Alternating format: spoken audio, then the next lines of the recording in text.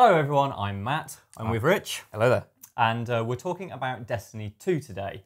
Now, Destiny is something that's not been on PC before, so we thought that maybe if you've not played Destiny on consoles before, you might want to know a little bit more about what actually the whole sort of picture is for Destiny. What will you actually be doing in the game? Now, I've played quite a bit of Destiny. Rich has played an awful lot of Destiny. Yeah, so we want to sort of like impart our knowledge to you so you can decide if Destiny is the sort of game for you. So we're going to run down 5 different things, and I think the important thing to start with is that basically, despite what you've heard, you might be thinking at the moment that sort of Destiny is an MMO in sort of like the style of like Warcraft or something like that. We're going to say it's not. It's definitely a shooter, but it's got MMO influences. So Rich, explain to me what this like means. That's right. I mean, Bungie from the beginning sort of tried to resist the label of MMO for Destiny. It's basically, think of it as like an MMO light. They coined the term shared world shooter, like a sort of a shooter that you can enjoy with friends, and there are definitely MMO influences. So there are stats, there's a gear game, there's a level-based progression system, and there's a range of activities that you can complete either solo or in groups. And there are social features in the original Destiny which enable you to interact with other players in the world. All of that is, some of that at least, is getting deepened for the sequel, so we'll talk about that a little bit. But basically a good way to think of it is a good feeling, Halo-like shooter with good physics, good engine feel, good gunplay, with some MMO-inspired quests and activity structures. So you say sort of that it's got like these MMO-like structures. So just as our second point, run us through kind of like, there are activities for all sorts of kind of people in terms of they come to Destiny and they're like, oh, I've only got a few minutes or I've got many hours. So like, explain to me how those activities depend on sort of like time investment, let's say. Yeah, well, this was one of Bungie's key design pillars for the first one, and they reiterated it for the sequel in the gameplay reveal that we saw.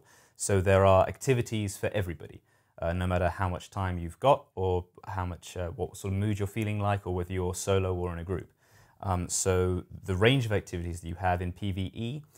There's a story campaign, a single-player story campaign with missions that will take you sort of 10 to 15 minutes, and you can complete them either solo or in a group with friends. There are sort of more casual, sort of more relaxed patrol missions where you sort of land on a planet and you wander around in the open world, and you can just sort of casually pick up quests and things. We know that's getting expanded massively in the sequel, as in the gameplay reveal they talked about new additions to the patrol mode, such as Lost Sectors, which look like they're going to be sort of dungeons that you can sort of jump into, and there will be a boss there with a key to a treasure chest, and there will be sort of NPCs wandering around in the wild that you can sort of interact with. So we know that that's getting expanded quite a lot. On the sort of slightly more involved side of things, there are strikes, which are basically dungeons in any other MMO, and you'll need to complete them pretty much in a team of 3 other players. They'll take you a little bit longer, somewhere up to 20 minutes or even half an hour for the harder ones. And then, of course, at the high end, there are raids, which are big sort of 6-man or 6-person undertakings that will take a couple of hours unless you really know what you're doing. So a range of activities to suit every mood. So like those activities, obviously, there's lots and lots sort of like to talk about there. But let's sort of like focus on for our third point is what do you actually do in the core game? So sort of like, I think basically the idea is that you play as a Guardian, which is kind of like your player character that you've created in a character creation screen. And you have like a solar system map, which has got the different planets. So we've got Nessus this time, we've got Earth, we've got Titan and Io, right? And these obviously all sort of like form almost like miniature open worlds, aren't they? They're not quite in the same way as like Azeroth is in WoW. No. But there are sort of like big locations, and you land on them, and there are icons around the map which signify places to go, activities to do.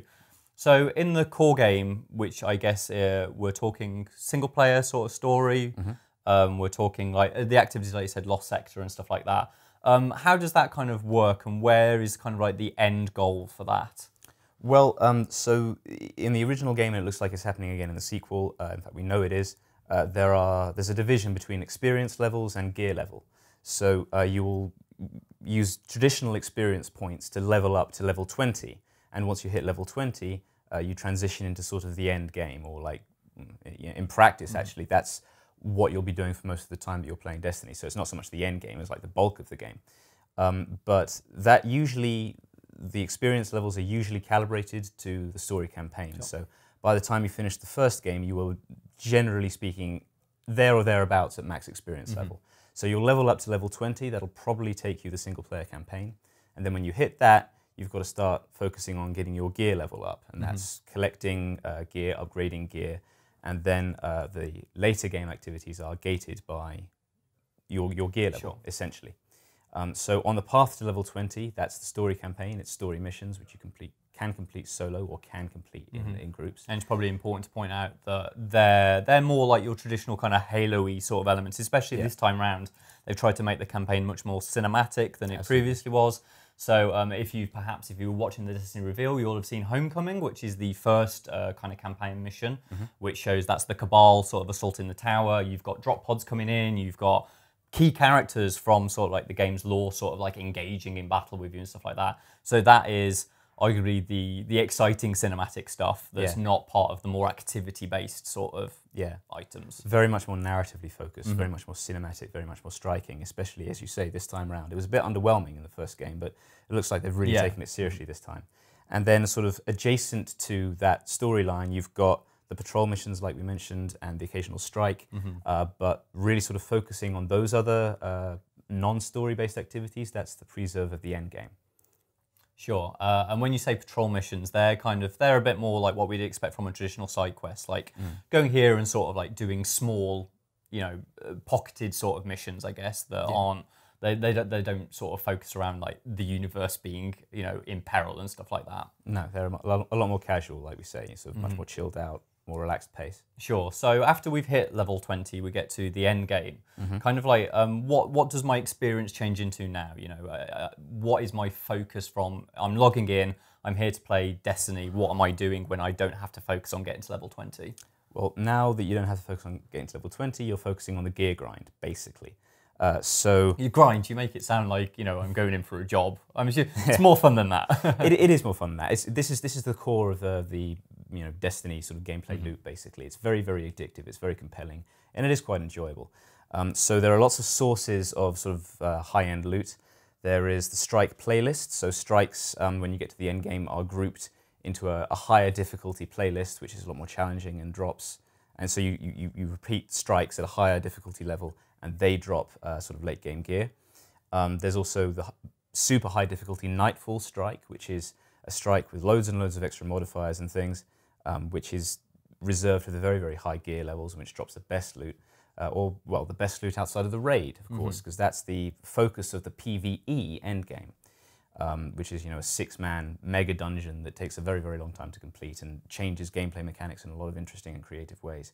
And so you're focusing on doing those endgame activities to get better gear, which you then upgrade, and that raises your light level, which is your gear level, and that gets you to the maximum light level where you can undertake all of the game's most challenging stuff.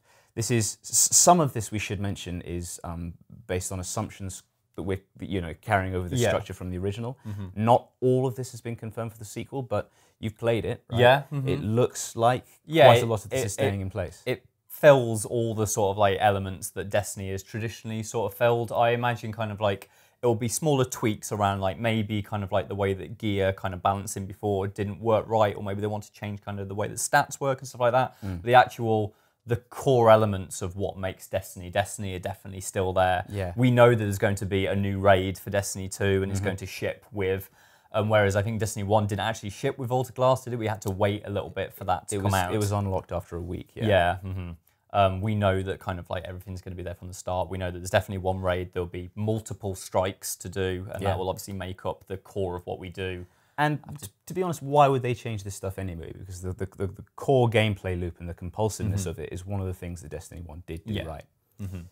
So we've spoken about everything to do with PV, which I guess is the biggest kind of pull for Destiny. It's kind of, it's billed as this shared world sort of shooter, and that's, I guess, what most people are going to be into. But like so many other games, there is a competitive element to it. There is a PvP. So if we don't want to sort of like deal with raids and strikes and stuff like that, what can we do to shoot each other in the face, basically? Well, the standard PvP mode is called the Crucible, which is, we know it's going to be 4v4 now rather than either 6v6 or 3v3, both of which were in the original. So there are a bunch of changes coming to the Crucible in the sequel, but we know that you'll be able to participate in PvP during the grind up to level 20. Yeah. So you can jump in and just do casual matches like that, which tend to sort of take around 10 to 15 minutes. When you get to the end game, there are a few more PvP modes which unlock and which which are a little bit more interesting. We haven't seen too much of this yet, but in the gameplay reveal trailer for Destiny 2, there is a Guardian in Iron Banner armor. So based on that, we can sort of tentatively guess that Iron Banner at least would be coming back. And what is the difference between Iron Banner and Crucible? Well, the difference is that in Iron Banner, your light level, your gear level actually counts. Right. In normal Crucible, your gear level is all sort of balanced. It's so, you know, someone with a very, very high light level will do exactly the same amount of damage and receive the same amount of damage when they're fighting someone at a much lower light level. In Iron Banner, light level advantages are enabled, and there's a whole new set of Iron Banner armor and rewards, which you'll be able to receive at the end of the match. So Iron Banner is like sort of high-end PvP, end-game PvP. And then the other end-game PvP mode is called in the original, it was called Trials of Osiris. We haven't heard, again, anything about this yet that's official, but there was a leak that came out just before the gameplay reveal trailer, which I was spurious about it at the time, I have to say, because it predicted a lot of radical things. But it has since been proven completely correct in every respect. Right. And it said that Trials of Osiris has now been replaced by Trials of the Nine. And we could talk a lot about the Nine and what they mean for the game's lore, but basically, if Trials is coming back, then it's a highly competitive, different kind of game mode, which, again, light level advantages are enabled. Much like Iron Banner, and it has its own discrete set of rewards and things. So we could talk again about what makes Trials of Osiris or Trials of the Nine special, but it's an alternate and highly competitive PvP mode in which you take a ticket into the game mode. It records your wins and your losses. If you complete if you record 9 wins on the ticket without a loss, then you go to a special haven which contains another extra set of loot, which is even more impressive and powerful and likely to raise your light level even further. So that's the one for the hardcore PvP fans. Excellent. So those are the 5 things that we think that you really do need to know about playing Destiny 2. If you've never played a Destiny game before, hopefully this has given you an idea on whether this is kind of your sort of thing or not. If you've got any sort of questions or you want to talk about Destiny 2 in general, there's a set of comments below the video. You can just get involved in that. If you found the video informative, please do give us a like by pressing the thumbs up button. And if you subscribe, you'll be able to get all of our PC coverage for Destiny 2 as it comes over the next few months. Hopefully you enjoyed watching, and until next time, take care. Take care.